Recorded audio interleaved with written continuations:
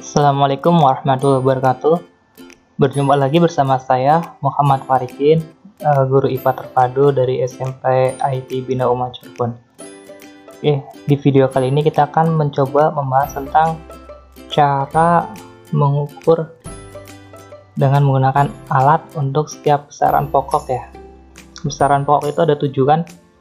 Yang pertama itu ada besaran panjang, yang kedua ada besaran massa, yang ketiga ada besaran suhu, yang keempat besaran waktu, yang kelima ada besaran kuat arus, yang keenam itu intensitas cahaya, dan yang keenam itu ada, dan yang terakhir itu ada jumlah zat. Kita langsung aja ya. Di sini kita akan coba untuk melakukan pengukuran ya. Untuk yang pertama itu untuk pengukuran besaran panjang.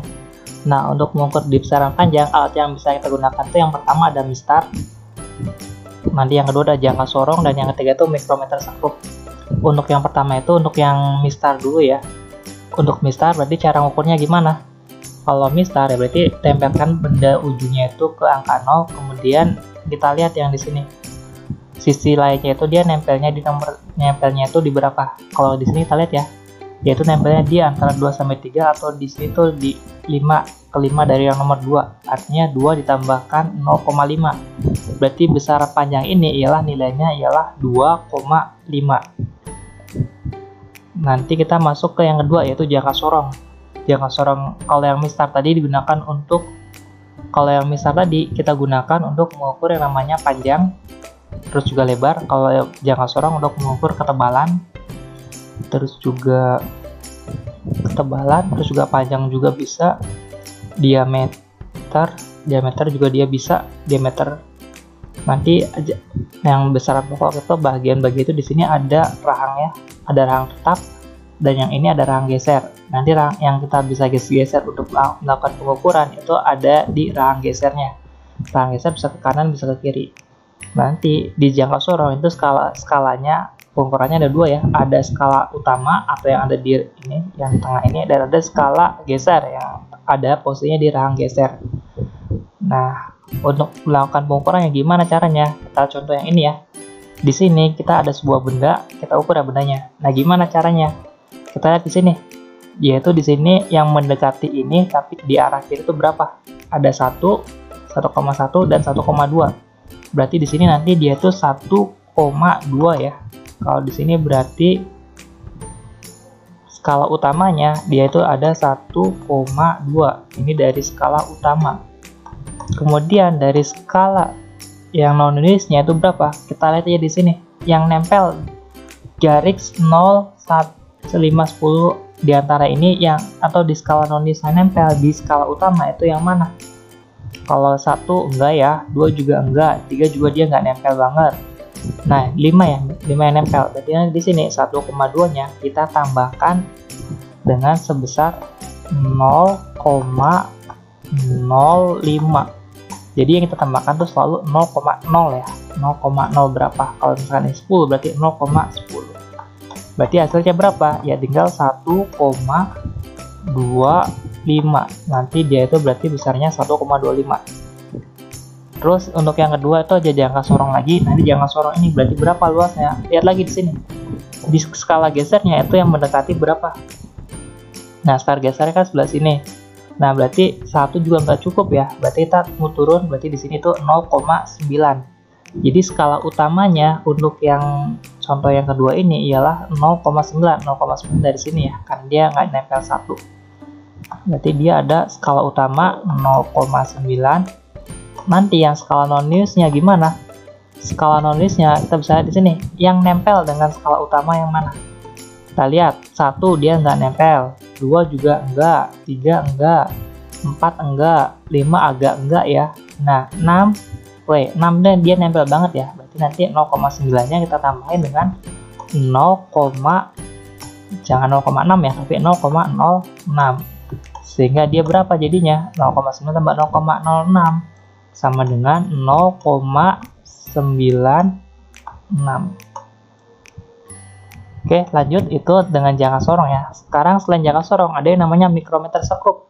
Kalau mikrometer sekrup dia juga sama, biasanya untuk mengukur suatu ketebalan ya, misalkan dari ketebalan gelas itu bisa menggunakan mikrometer sekrup. Bagian-bagiannya itu ada yang namanya poros tetap. Ini poros tetap ya, di sini poros tetap yang ini. Terus dia poros geser. Nah, poros geser bisa digeser oleh yang namanya pemutar yang ada di sini. Nanti biasa skalanya ada dua, ada skala utama yang ini ya, dan ada skala non-use yang dekat dengan pemutar. Cara ngukurnya gimana? Misalkan kita dapat suatu pengukuran hasilnya seperti ini, berarti gimana cara ukurnya? Lihat di sini. Di sini tuh angka yang paling dekat dengan garis ini tuh berapa? Ada 3, tapi di sini yang di bawah itu ada 3,5 ya. Berarti yang paling bawahnya itu bukan 3, tapi yang ya, di bawah berarti 3,5. Berarti di sini skala utamanya dia itu hasilnya ialah 3,5. Kalau skala utamanya 3,5, skala non-use-nya berapa? Lihat, skala non-use itu kita tinggal lihat aja garis tengah yang di sini nih. Garis tengah ini dia nempelnya di mana? Kalau kita luruskan, dia nempelnya di 20. Berarti di sini 3,5-nya kita tambahin 0,20. Ingat ya, 0,20. Jadi 20-nya kasih 0 dulu. 3,5 tambah 0,20 berapa? Sama dengan 3,7. Lanjut lagi, misalkan ada contoh mikrometer yang kedua. Di sini ada, kita lihat ya, di sini ada 4 ya. Skala utamanya itu 4 dan skala non-use-nya itu kalau kita luruskan itu 30. Berarti jumlahnya berapa? Ya, berarti jumlahnya ialah, kalau kita lihat di sini, skala utamanya ada 4, skala non-use-nya ada 30. Jadi kita tulisnya itu 0,30. 4 tambah 0,30 sama dengan berapa? Sama dengan 4,30. Lanjut, sekarang untuk besaran massa itu berarti kita mengukurnya itu dengan neraca atau juga dengan timbangan ya. Ini contoh-contoh dari neracanya, yang ini neraca 2 lengan, ini 3 lengan. Neraca 3 lengan karena di sini lengannya ada 3, 4 lengan karena lengannya ada 4. Neraca digital yang ini dan neraca Pegas yang ini. Untuk pengukurannya berarti gimana caranya? Kita tinggal nambahin aja. Misalkan di sini ada neraca 3 lengan ya.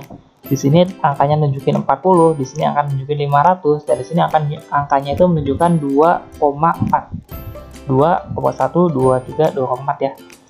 Jadi besar massanya berapa? Jumlahin semuanya aja. Berarti 2,4 tambah 500 tambah 40. Berarti hasilnya berapa? Kalau kita tulis ini berarti besar yang pertama itu dia ada 2,4.